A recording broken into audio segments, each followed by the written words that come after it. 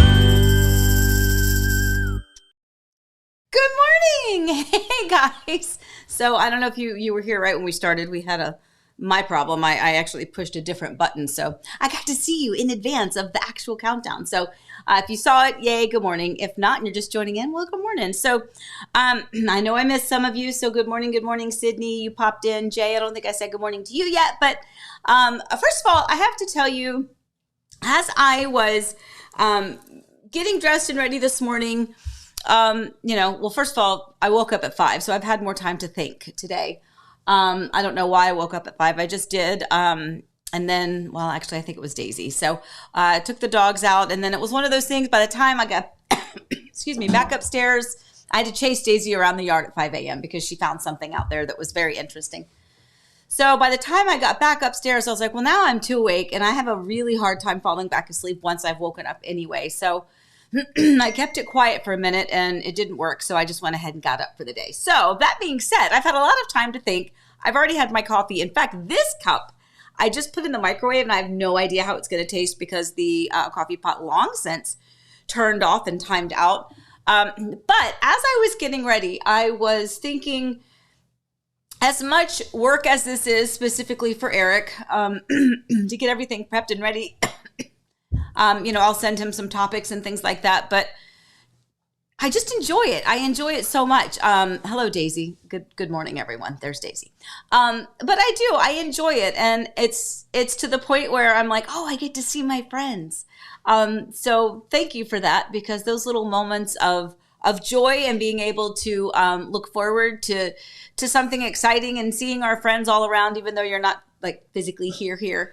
It's just really nice. So thank you for that. So hopefully you guys are having a good morning. Hopefully you had a good week last week. I always see you at the beginning of the week, so we can't, commiserate together at the end of the week. How was your week? So I will tell you how our week was. We'll go through all of the ups and downs and what is Daisy doing? Girls. I'll this way. I'll sit here so you don't have to see her. But yeah, so we had a really busy week. This week is going to be pretty busy as well. We're getting very excited for the holidays that are just around the corner. Lots going on. So for all of you that just popped in again, Tracy, Gary, it's so funny, Jane. I don't know if you text or if you were here earlier, but I assumed you were, so I went ahead and said hello to you anyway, even if I didn't see you actually say something. All right, so let's get ourselves going. Eric is here, by the way. He's on the other side. Hello. Still has the icky voice. So Yeah, it's a little better than maybe. A little bit. Maybe. For us, it sounds like, does it hurt when you talk, or is it just frustrating? Not at all. Just frustrating. It sounds like I'm whining, but... No, you're not whining. We all know you're not whining. But it sounds like it. Yeah, but it does. It sounds like it hurts him to talk, but he says it does not hurt. So he'll chime in. Girls, ladies, we'll catch up with him and how he's feeling as we get through it. I saw Allie. I saw Elizabeth, Forrest. Hello to all of you guys. Anybody else that's not able to chat with us? Eric's going to attempt. Anyone that's not able to chat with us as we do this, know that we know you are out there and that you are watching and that you exist, and we appreciate you. You are a part of our family as well. And, I was thinking about that the other day. When I had my dance studio back in Virginia a gazillion years ago, we called that, it was our studio family. And it really was, when something happened to a family, we all kind of gathered around, if it was whatever reasons. But it was a really different culture at our studio compared to what a lot of the other dance studios were. And there's something with our Heart and Home Orlando family that is another thing that I don't think other people quite grasp. I don't think they quite understand the truth and the depth of that. At least I know the way that Eric and I feel about you, and so many of you have reciprocated that. So thank you for being our family. Now, with that, I'm going to move on. We're not going to cry today. So we have a lot of real estate to talk about, lots of things going on, super busy week. Love having good stories and good conversations with people, always giving me ideas for things that I can discuss with you. So with that, let's get going to our brewing topics for the day.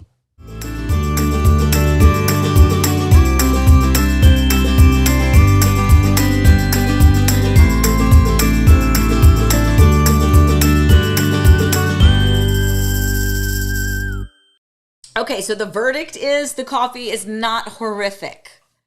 Not horrific, okay, but it is in there. I don't want to turn it too much.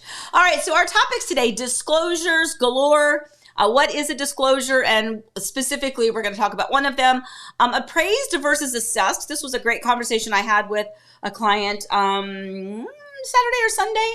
And there was some confusion on their part. So I kind of gave them an update on that and how that works. And then, of course, we have an Eric update and lots of other fun stuff thrown in. So with that, let's go to our first topic, which are disclosures galore. So the other day, I had some clients that were going to go to an open house. And it was like they called first thing in the morning. They're like, hey, there's this open house at this house we're interested in. So we thought we might pop over there. And I said, you're fine to go to the open house. That's fine. Just tell them you're working with a realtor and you'll be good to go. But they said that they had noticed that there was another home on the street or nearby that they had also looked at before, and they knew from whatever source, whether it was going to the property or physically seeing things. I'm not sure how it came about, but they knew they had had some water intrusion or a little bit of flooding in the area. And they were curious as to how they would be able to determine if the home that they were going to see at the open house had any of those same issues during that time, probably during a storm of some kind, most likely a hurricane. And so with that, I said, you are going to receive a seller's property disclosure. So the topic of disclosures. So no matter where you live, you are probably going to be required to provide a seller's property disclosure. This is a document. Ours is 4 pages long. There's a lot of check boxes that say yes, no, and don't know, because there might be some items in there that you might not know the answer to. But most of them you will, especially if you're an owner who has lived in the property. And the key is that you are to be truthful in this. Obviously, if there's a question like, let's just say there's maybe you don't know the kind of of piping that you have for your plumbing. Maybe your home is really old and it has that polybutylene piping. Maybe you don't know that. And so if they say something in the disclosure, you can be truthful and say, I don't know. It's going to be found out during the inspection anyway. But if you know of things like water intrusion, if you know of things like a roof leak, if you know that you have consistent sewer issues from your house, anything really involving the home that is significant. Okay, yeah, fine. Okay, yeah, we got a caulk around the bathroom sink. That's not a big deal. That's not what we're talking about. We're talking about major things to the home, making sure that your home, to your knowledge, is sound and free of any leaks or any structural defects or anything that might be really important for a potential buyer to know. So that document is something that is going to be required. So here's a tip.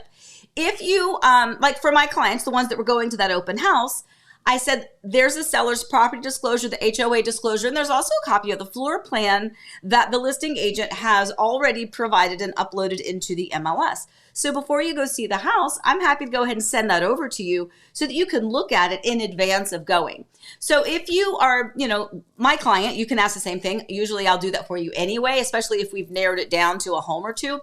But if you live in another state and I'm not able to help you and you're thinking about that, if there's a home that you're really interested in, you can ask your agent if they have a copy, or if they could provide you a copy of that seller's property disclosure. Obviously, you don't want to go willy-nilly with that, but if there's a home that has really piqued your interest and you want to do a little bit deeper dive, that's something that you can do. Now, had this situation happen recently to one of my listings. The sellers filled out their seller's property disclosure, no issues with the home. Everything was fantastic, it's fabulous, still for sale. You can buy it if you like. But then we had Hurricane Milton come through. And while they did not have any major damage, there was a little bit of a leak by the garage. And so they were like, well, what do we do now? Like, we've done a seller's property disclosure, but now something has happened after we did that. And we're honest, we want to make sure they know. There is a secondary form that you can provide, which is a seller's property disclosure. It's an update. So if there has been a change or some sort of a modification that needs to be done to that seller's property disclosure, you can add that secondary document. And that's exactly what we did. So they had the original seller's property disclosure post Hurricane Milton. They just said Hurricane Milton, small leak at the garage being taken care of by the builder under warranty. Boom. No worries, but we disclosed it because that is important. So point is, make sure you are aware of that. If you are the seller, please make sure that you fill that out to the best of your knowledge and be honest. If you are trying to hide something, it is likely going to come out in the inspection report and then they're going to question you on it. So it's just much better, especially if it's nothing major or if it is something that has already been remedied. That will take away a lot of the worry from a potential buyer as to, well, what is this water intrusion?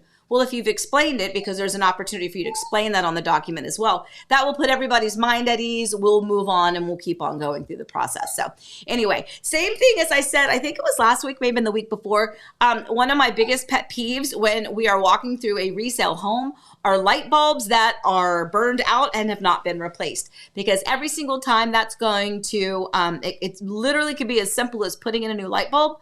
But what's going to come up in the inspection report is you might want to get that checked because it could be an electrical issue. Probably not an electrical issue. Could just be that you need a new light bulb. But go ahead and take that worry off. Replace the light bulbs. I say that, and Eric has 2 light bulbs in his vanity that I need to replace. I apologize, dear. I will do that today. But anyway, it is important just to do that. So anyway, disclosures. Do what? Oh, yeah. Let me put my glasses on so I can actually see you. Hold on. All right. What happens or what do you do if you go to your walkthrough before closing and there is an unexpected damage or changes to the property? I wonder why you're asking. First of all, don't expect to see any of that, but that is a really good question. So we do have a final walkthrough that will be scheduled. So you've done your seller's property disclosure. You've signed off on it. You've had your inspection and your inspection report received. You've negotiated or come to terms with the seller as to what, if anything, they are going to make good, remedy, replace, or repair. Then we get to the final walkthrough, which is typically either the morning of or maybe the day before closing. So you close on a Friday, probably Thursday evening. We do a final walk of the property now that the seller has moved out. So if we were to walk into the home on the final walkthrough, and let's say the seller has moved out all the furniture, and lo and behold, there is a giant section of mismatched flooring underneath the sofa and the rug that no one ever saw before, and it was never disclosed. Worth a conversation, right? Now we have an issue. Now we need to go back to the seller and we have to have a discussion. We have to figure out what we're going to do. Or maybe you go in and let's say they've removed lighting fixtures that were supposed to convey. That's happened before. It's really important to iron down those details. But if it is just something small, excuse me, if it's something really small and cosmetic that is insignificant, then not a big deal. But if it is something major, a hole in the wall, a hole in the floor, there's a new active leak, that something is totally saturated and dripping down, you've not closed on the property yet, so it is not your property. It is still the seller's property. It is still the seller's responsibility. And it is still our job to try to come to terms with making sure that this is remedied so that we can proceed to closing, but have something in place, making sure that we have that noted. That's a good question. And hopefully that will not happen to us this week. Okay. Perfect. So anyway, so any other questions about okay, I got to stop. See, look, I've been awake too long. This is the second cup of coffee. I'm going to slow my roll. Okay. Allie, remind everybody how they can ask a question. If you didn't, you can see exactly what Enchanted Nomads did. Do a capital Q with a colon, and that will help us find it a little bit sooner. But with that, we'll move on to the second part of our brewing topics, which is appraised versus assessed. Okay. Take a breath. Cheers to you, my friends. Hold on. Cheers to you. Take a breath. I am taking a breath. I got it. I know what I'm doing. All right. So appraised versus assessed. This is another good conversation. I had, again, a client noticing that when they look through Zillow or Realtor.com or Homes.com or any of the third-party real estate sites, you know, you have a lot of information in there, and they will see a number on there, and it says assessed. But when I was talking to my clients and we were talking about going through the process, and I tell everyone, there is not a cookie cutter solution or offer strategy or pricing strategy for anything. It is always going to be specific to the person, to the buyer, to the seller, to the home, to the location, to the pricing, to the condition, and to the market. Is it a competitive market, or is it like a slow roll, or is the seller motivated? Has the property been on the market for a day, or has it been on the market for a year? There's all these different components that we need to kind of consider. But we were talking about appraisal, and I said, you know, once we go to contract, you'll submit the copy of your full contract to your lender. The lender will start the final loan approval. They'll go through underwriting. They'll order the appraisal. And when I said that, she's like, okay, yeah. So how does that work? So here's how that works. So you go under contract, and your lender, if you are financing, now if you are a cash buyer, you do not have to have an appraisal done of the property because you're paying cash. Now, obviously, you're going to want to make sure that you are paying, market value or better for the home. You definitely don't want to overpay. We're not in the market where that's commonplace anymore.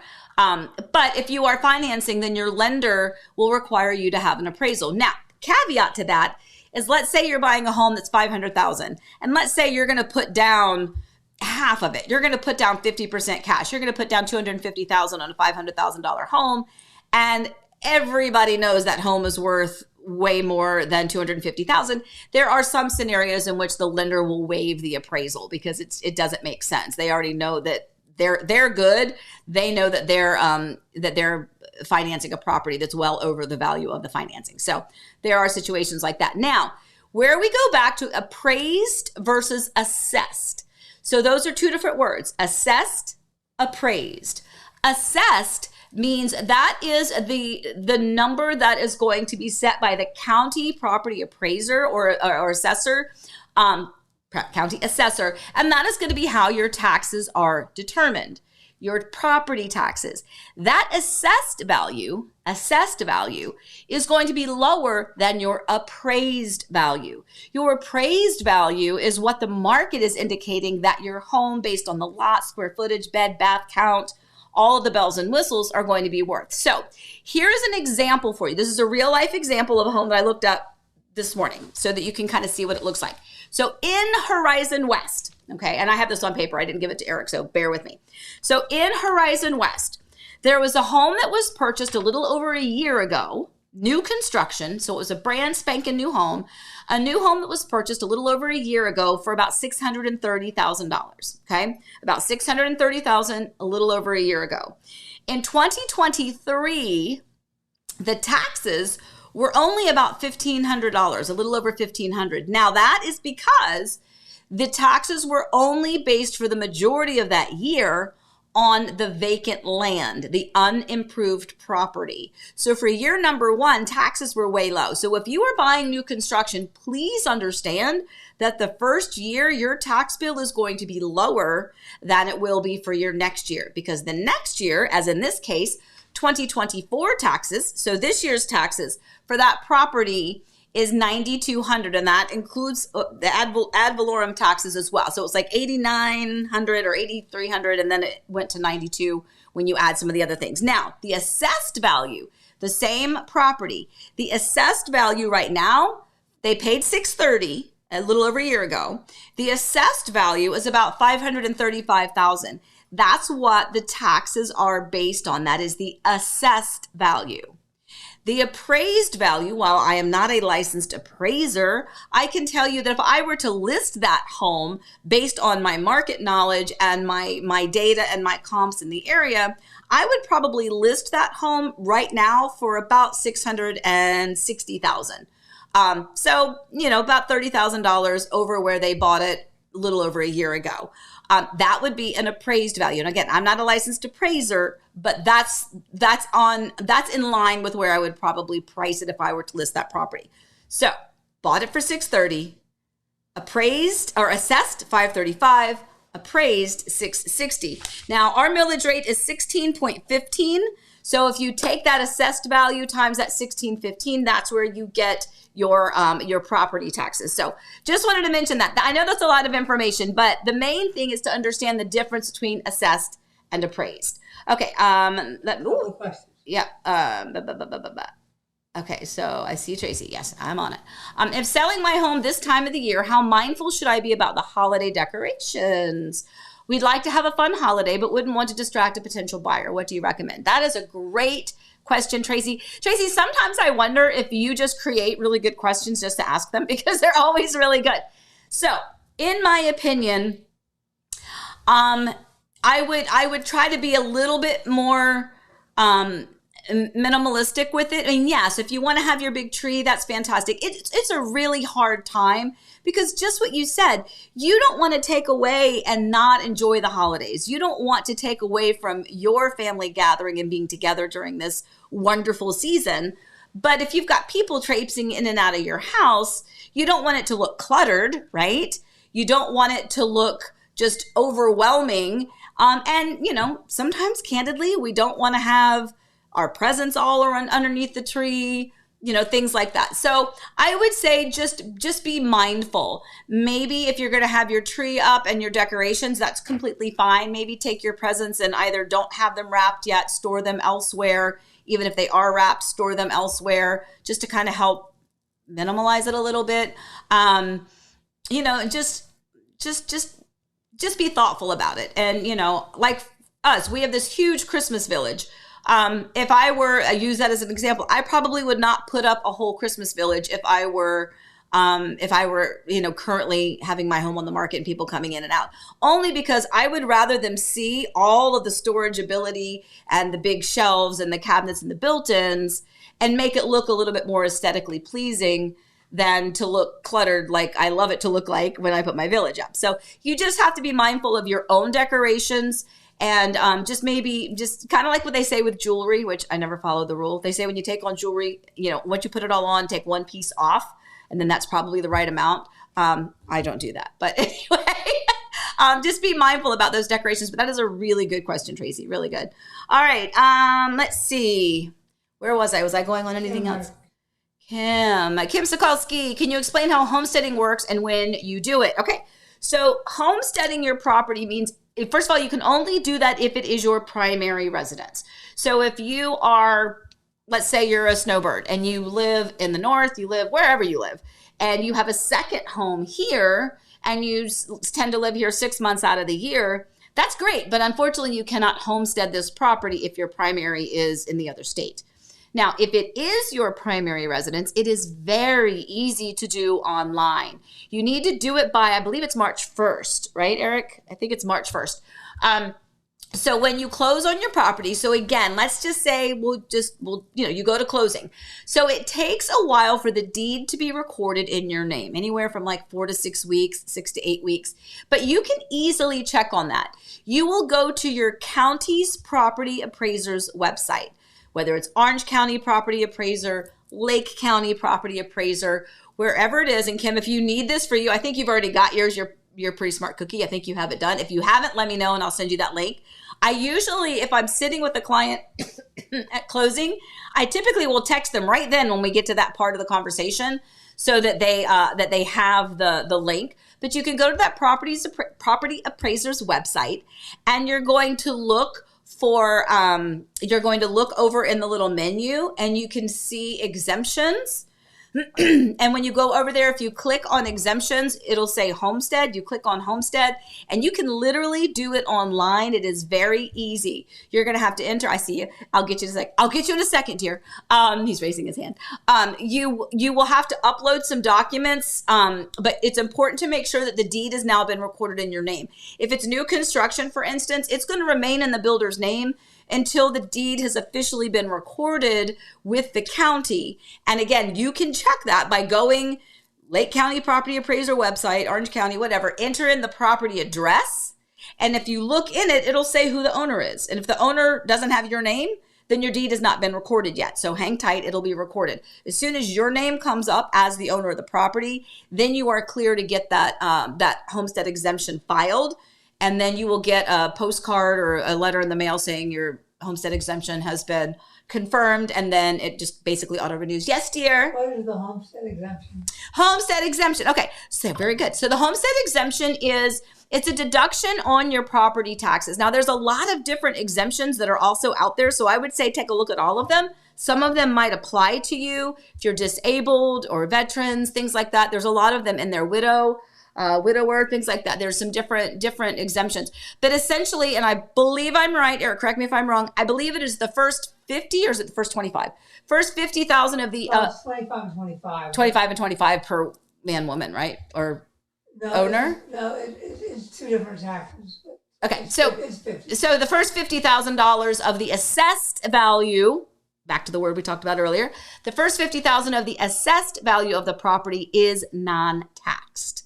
So that gives you, essentially it's a few $100s in the course of your year's taxes, but that's a few $100s. We're not going to squabble about, hey, a few $100s is a lot of money. So it is definitely worth doing if you are utilizing your home here in Florida as your primary residence.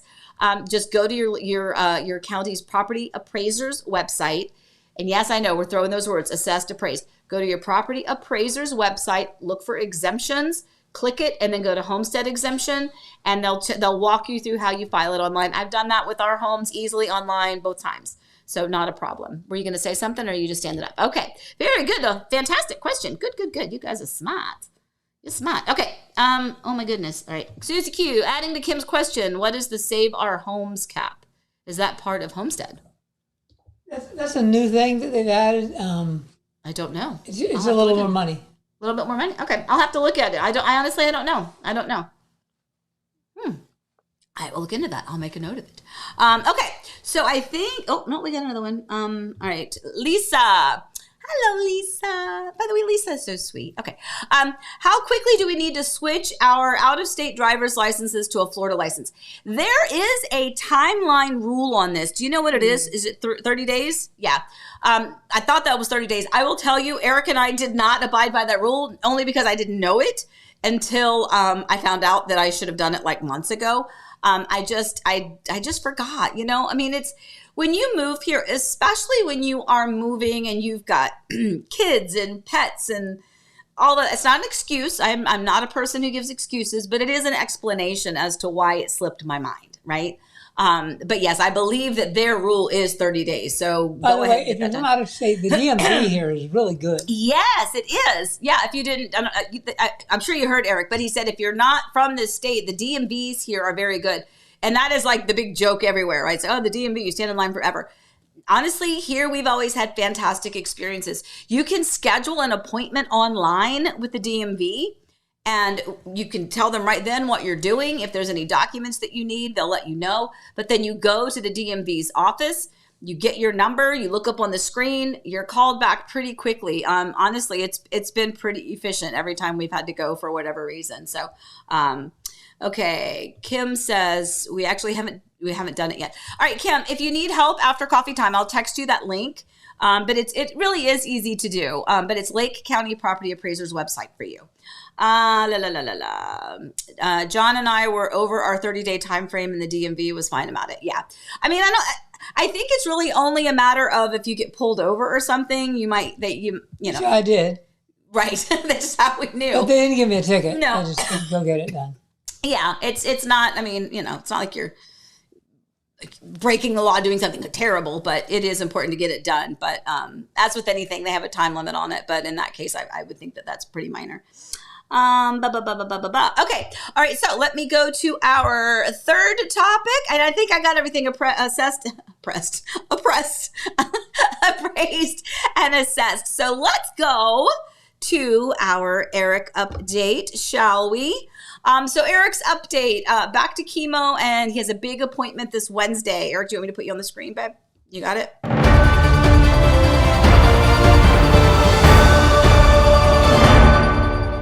Amy, I'm here at the other side of the table. I feel pretty good today. That's the breaking news. Okay. Although, we're into full disclosure. I was down dealing with the dogs, and then I couldn't get up. Mm-hmm. That was sad. Yeah, he was over here beside me, and I saw him get down on the floor. I was like, I can't get up. And I couldn't tell if he was trying to keep Daisy quiet, if he was picking up something that he had dropped. And then I saw him kind of crawl over to a beanbag chair in the corner. Yeah, that wasn't great. Yeah, that's okay, babe. Yeah, I'm pretty tired, but and my voice, I'm very frustrated with my voice because it sounds like I'm complaining. Before my mother passed, she had dementia and a bunch of things, and she would kind of talk like this, and it always sounded like she was, oh, woe is me, complaining, and I just don't want to sound like that. I don't feel like that. I just sound weird, so forgive my weird soundingness. Thank you to everybody for your good wishes, as always. Mm-hmm. Jane sent me a beautiful poem. Yes, that Jane. I'm going to use. Yes, you did. Oh, my God. So good. Just you guys have been great, and you continue to be great. I feel pretty good right now, other than being a little tired. I feel as good as I felt in a few weeks, but now I have chemo tomorrow, so there we go. We didn't have chemo last week, though. Last week was a non-chemo. It was an off week, yeah. So he got a little bit of a break from that. But yeah, so tomorrow morning is chemo, yeah? 11 something, yeah. Yeah. Oh. And that's all I have to say about that. Okay. Well, that's all you have to say about that. All right. Well, I'll keep updating. So just so you, how can I do that? Hold on. There we go. So tomorrow is chemo, and then Wednesday, we are excited about having an appointment with the liver specialist. So last week it was the oncologist. This week it's the liver specialist. And we really, really, really, really like this doctor. He was the one who immediately referred Eric to the Mayo Clinic when this whole journey began. Here we are several months later, and we are hoping that now that we've made some changes and done some things that perhaps we can rediscuss the Mayo Clinic and getting him where he ultimately needs to be to have a chance at that transplant. So this week, big week, chemo tomorrow, liver specialist on Wednesday, and then he gets fluids now on Fridays, which I think has been a good help. Yeah, he's sitting back down again. Has that helped, you think? Like, do you feel better about it? Yeah. I think that's important just to kind of stay hydrated. Because he does still have the issues with not being able to eat anything. It's really just a liquid diet, lots of protein shakes and things like that. Gatorades and waters and... That's an inside joke. Stop. Oh my God. But yeah, so the extra fluids that we get on Fridays are super helpful.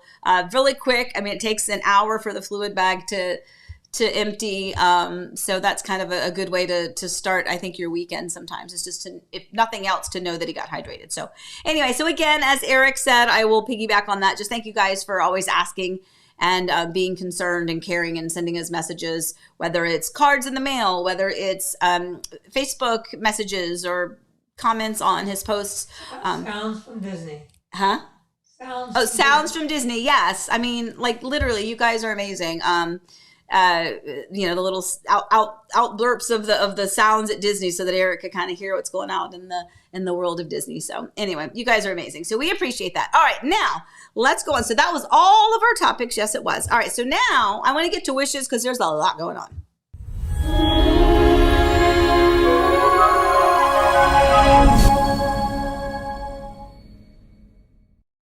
All right, so this is a very busy week, not only for Eric and all of his health appointments, but we have a lot of closings happening this week, a lot of fun things happening. So Scott and Tanya, I'm very excited. They actually just contracted yesterday. It was a very quick whirlwind of a day. They got under contract for a beautiful new home, should be closing by the end of the year, new construction home. Very, very, very excited. And, this is an example. I love their story, and I'm not going to get too involved in it because it's their story. But most of us would need to sell our existing home in order to have the funds with which to buy and close on a new property. Most of us. Now, there are some people and some scenarios where they're like, well, I can't get the home I want eventually until I sell my existing, but I've got enough money to buy an intermediate home, like a home that's going to be more temporary, and then I can utilize that maybe as an investment property later. And so that's exactly what they did. Being able to not sell their existing home, once that goes under contract, or if they sell it, fantastic, then it's a whole new ballgame over here. But they're just antsy and itching to get to Disney, and they didn't want to wait any longer, so we got them under contract. Manny and Carrie, oh my goodness, we are so excited. Finally, closing on Friday, I think. Liz and Chris times 2. We sold their existing home and they are closing on their new home. This family has a horse. So a very, very, like a horse, like a real horse. Their daughter does barrel racing. Did you know that she does barrel racing? She sent me a video, the daughter does. They're closing on their existing home on Thursday, and then on Friday they're closing on their new home. We did their final walkthrough the other day. No surprises. That home had been vacant when we saw it, so there really was no expectation for anything crazy. And then Roosevelt and Dilsa are closing today. So excited for them. They're purchasing a Meritage home out in Lake Alfred, Florida. Very excited for them. And I will say, so just an example of kind of chaos and questions. We should have a new segment, chaos and questions. So for instance, for real, they are closing this morning. It's a cash purchase, so they don't have to go to the title company to close. But this morning, I got a message and they noticed that there were a few things that were not fixed in the home that were supposed to be fixed when they did their new homeowner orientation last week. And so I was dealing with that. I think they messaged me at 6:30. And so then we were messaging back, and this is interesting. There was a nice washer and dryer that were in the home all hooked up. Then they came in yesterday to take a quick peek, and there was a different set of washer and dryer, excuse me, that was hooked up. And they're like, what happened to the other ones? And so we had to go back through the contract to find out what are the actual ones that we contracted to receive versus the ones that are installed. And they did install the correct ones, but for a week now, the other ones had been in there. So, just chaos and confusion.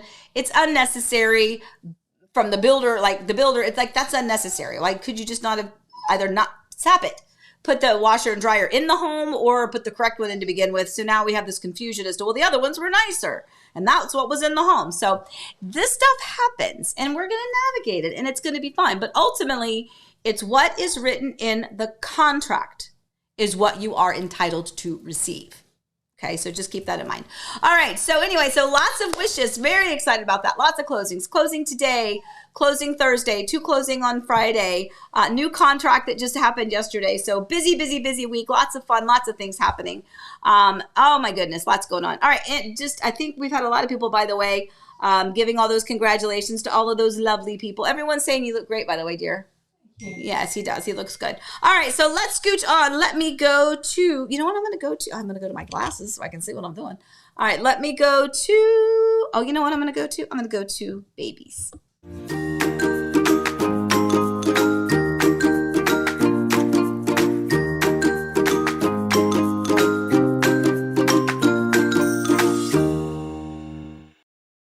I just have to show you the updated pictures of the munchkins. Oh my gosh. These babies are so stinking cute. And don't you feel like they're a part of your family too?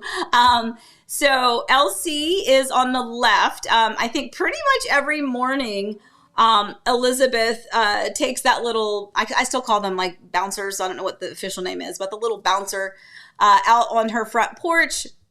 And I think she said Elsie loves to watch the trucks go by because there's still new construction happening deeper down into her community. So in the morning, she gets to see all the cars go by. And so that's cute. She gets some fresh air every morning. And there's Mr. Easton with a basket for a hat, and he's eating a toy.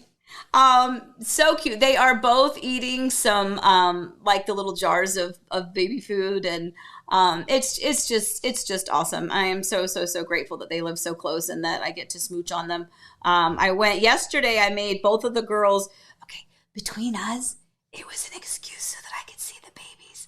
I made some pumpkin spice bread, and I took them both a loaf of it so that I could smooch on the babies for a hot minute. But anyway, so super cute. I just thought we'd share that with you. All right, so the next thing is the word of the day. This is kind of important because this comes into play again, real estate related. This is important. Oh, now come on, Amy, tell me what's the word. Okay, a lien. If you are not familiar with what this word means, it doesn't mean lien. That's spelled a different way.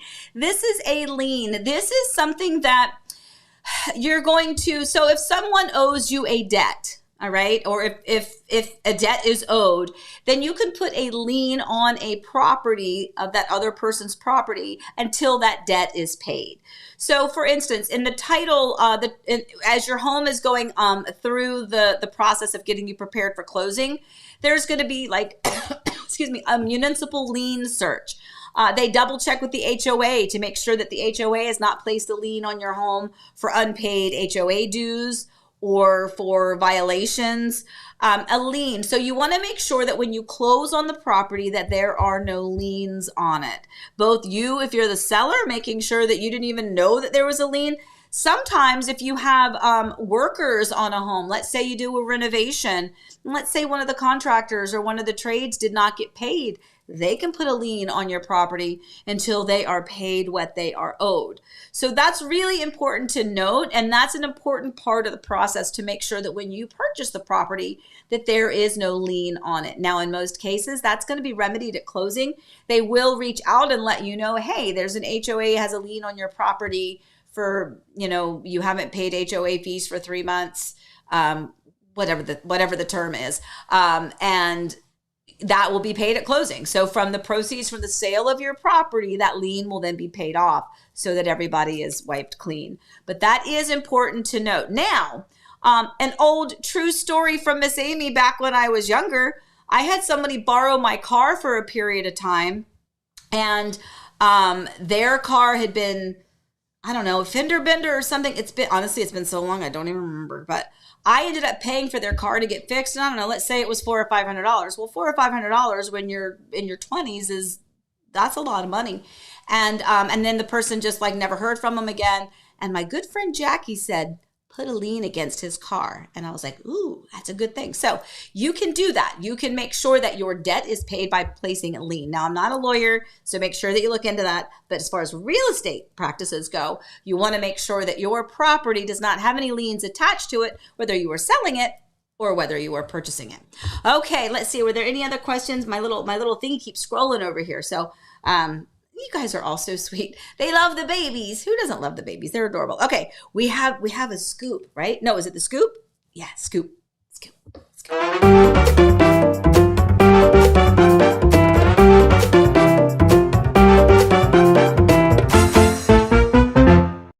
Okay, guess what it's time for? The circus is back in town here in Horizon West in the Hamlin area. I don't have the button. In the Hamlin area, Venardo's Circus is going to be here again November 27th through December 1st. If you've been with us a long time, we actually met with them and we actually had a little interview in the car, I think it was. So excited when they come back to town. It is such a wonderful event. You know, it's just a small big top, a small big top, and it's over there's a grassy area. If you're familiar with the area and you know where the Walmart is, there in the Hamlin area. To the right of that Walmart, there's some green space, and that's usually where they set up. So I saw this sign the other day and got really excited. So we loved it. Oh, wait at this. Nelson says, yes, already got my tickets. Wonderful. I think it's fantastic. It's just another little thing that's kind of quaint, especially around the holiday season. It's just a little fun, It's just something fun to do with the family. Get out there. And you don't have to have kids to go to the circus. Just, grab your significant other and head on out and have some fun. So we're excited that they are here. By the way, I have to go back to the babies because Sharon Rollins says, so cute. We, the internet aunties and uncles, love baby updates. I love it. So look at that. So Easton and Elsie have lots of aunties and uncles. And we know you guys have been, and Jennifer Ross popped in. Good morning. Hello, sweetheart. So yeah, it's just so fun to be able to think back to when we announced that the girls were pregnant and then going through that. And then here they are. Well, I say they're 5 and 6 months old, but I guess we're getting closer to, no, I guess that's about where we are. But at any rate, yeah, we love it. That they're growing up and they're having so much fun and almost sitting up completely on their own, sitting in the high chairs, having fun, eating food. We love that Easton barks at the dog. So his first sound is a bark. He literally will bark at their dogs. When their dog barks, Easton will bark, and it's really adorable. Elsie will imitate you. So if you can have a little conversation back and forth. They're so stinking cute. And you know what? I miss that part of it. I always tell people I would have had more kids. If money and all those other things were not an issue, I would have kept on having them. So I'm so happy that we have the little ones. So yes, to all of you aunties and uncles, I know that they appreciate you. Okay. All right, I'm a little bit confused. Lisa, what sounds like monkeys in my woods? Wild turkeys? You might have wild turkeys back in Serenoa. Monkeys. Is it monkeys? With a total straight face. It's monkeys. No, Lisa, I think it might be wild turkeys back there. There's wild turkeys back there for sure. But I don't know if that's what you're hearing. All right, just send me a little clip of it and I'll let you know. But that's hysterical. The wildlife here. We should do that on the Critter Watch. Okay, let's move on. Let's see, what else do I have? What do I have?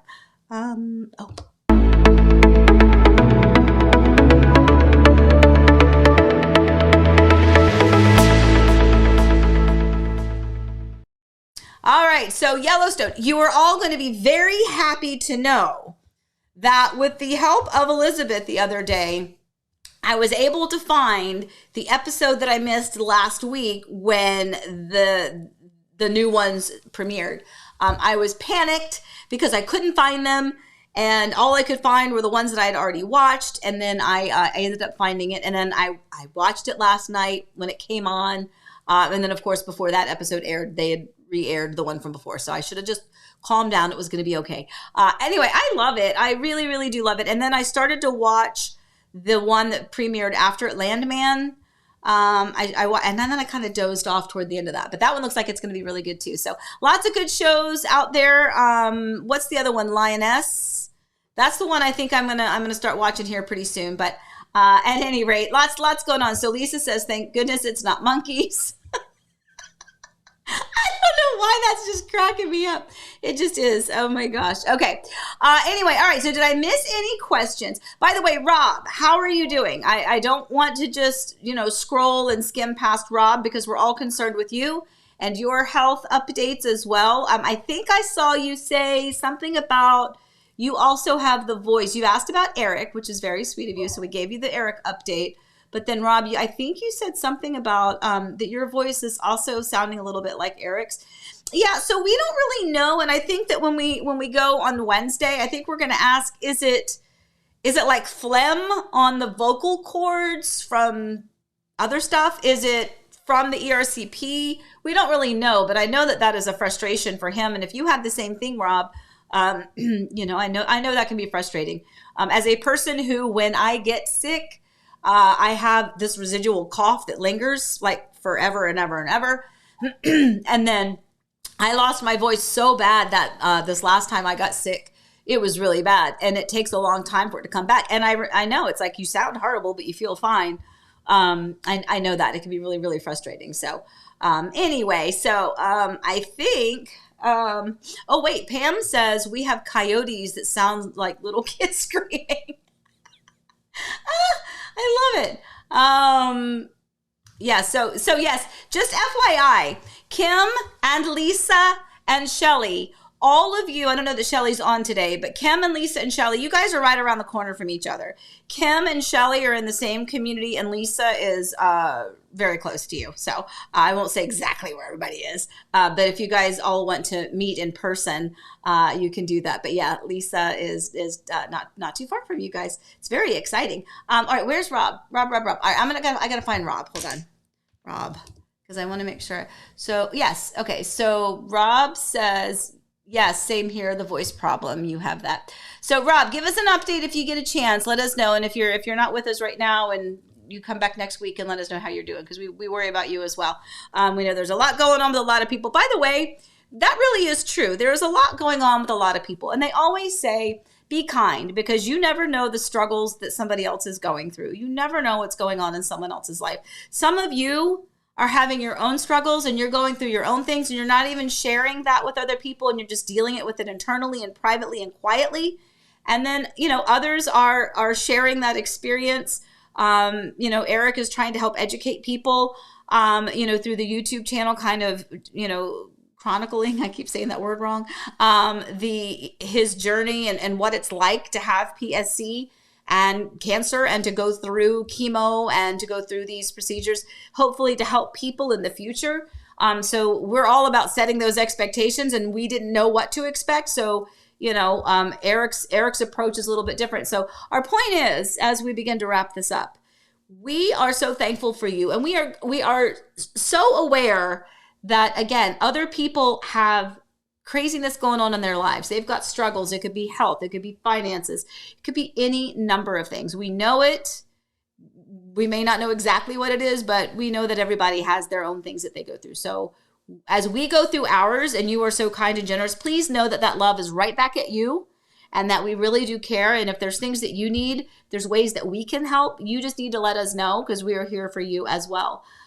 We are just so stinking grateful for you guys, especially around this time of Thanksgiving. We are thankful for so very many things.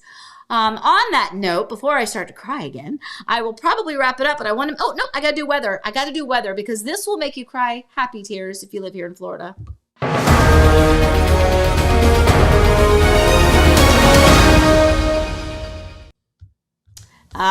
Look at that weather, my friends. 80, 83, 79, 68, 68, 68. But look on Thursday and Friday and Saturday, look at the low temperature down at the bottom. 56, 49, 47. Looks like it might be sweater weather. I'm just kidding.